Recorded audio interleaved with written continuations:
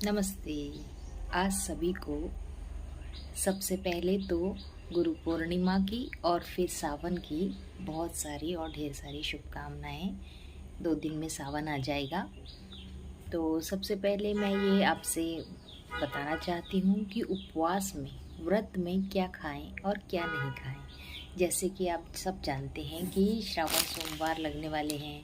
आषाढ़ी एकादशी के लिए दिन उपवास रखते हैं लोग, और संकष्टी चतुर्थी आती है। जैसे महाराष्ट्र में लोग व्रत रखते हैं, और सभी हमारे भारत देश में सब जन उपवास रखते हैं। तो उपवास में, व्रत में क्या खाएं और क्या नहीं खाएं, इन सब बातों में छोटी सी सावधानियां आप रख सकते हैं। और आप क्या खा सकते हैं, इस सब के बारे में मैं आपको बताऊंगी।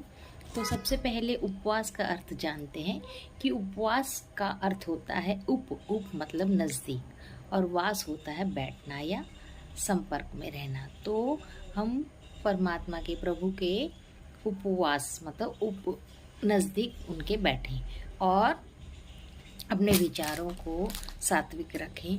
और उपवास रखने से हमको पुण्य की प्राप्ति भी होती है।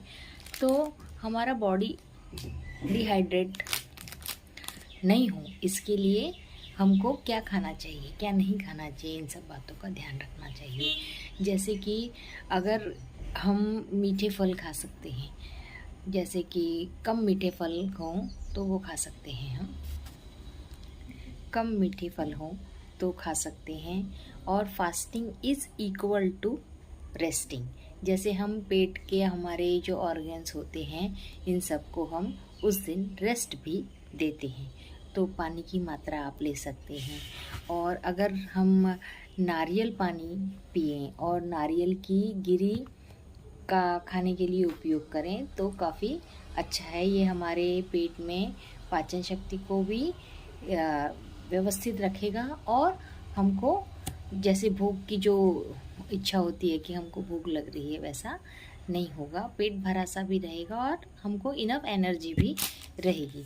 आप पूरे दिन भर के लिए नारियल की गिरी खा सकते हैं। सुबह या दोपहर तक नारियल का पानी पी सकते हैं।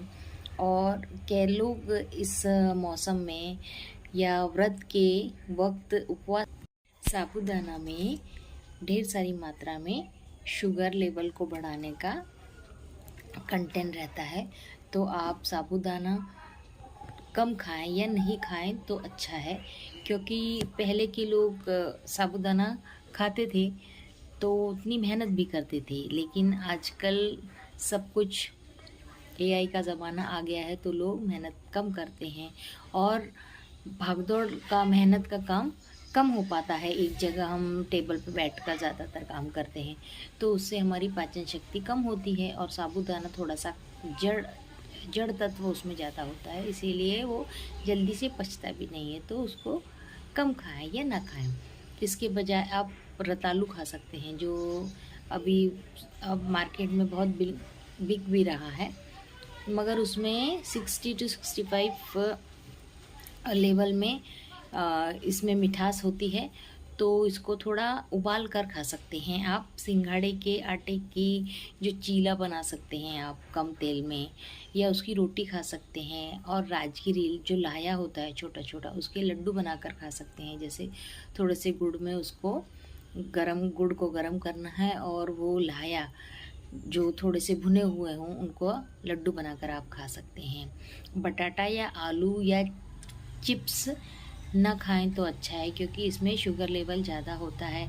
और डीप फ्राई अगर करके आलू को खाएंगे, या उसकी सब्जी बना के या चिप्स बनाकर खाएंगे, तो इसमें ट्रांस फैट एसिड ज़्यादा होता है, और आपके पेट में जाकर वो फैटी एसिड बढ़ाता है। तो इसीलिए आलू या बटाटा आपको उपवास में नहीं खाना चाहिए।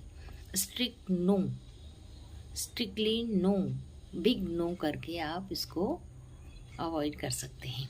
और व्रत में अगर आप केला खाएंगे तो अच्छा है, और केले की स्मूदी बना सकते हैं। और स्मूदी में ड्राई फ्रूट्स वगैरह डाल सकते हैं।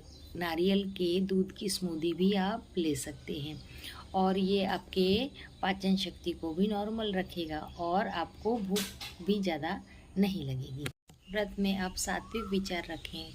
उपवास वाले दिन भजन कीर्तन पाठ पूजा करने के लिए संत महात्मा जी भी कहते हैं, गुरुजन कहते हैं, नाम जप कर सकते हैं। इससे पुण्य की प्राप्ति भी होगी। विचारों का भी व्रत रखें। नकारात्मक विचारों को आने ही न दें। आनंदित रहें, ज़्यादा से ज़्यादा नाम जाप करें। इससे आप खुद ही प्रसन्न रहेंगे। सहयोग की भावना रखें।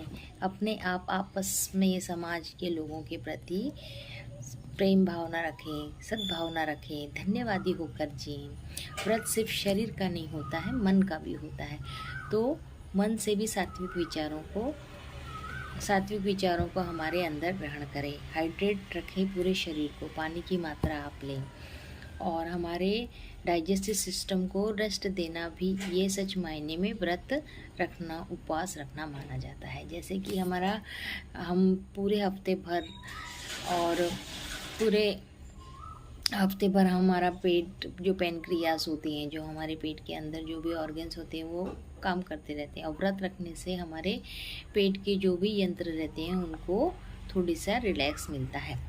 तो इससे डाइजेस्टिव सिस्टम को भी रेस्ट मिलता है और हमको फ्रेश फील होता है। थोड़ा सा वीकनेस जैसा अगर किसी को फील हो तो आप फल फ्रूट और ड्राई फ्रूट का सेवन कर सकते हैं।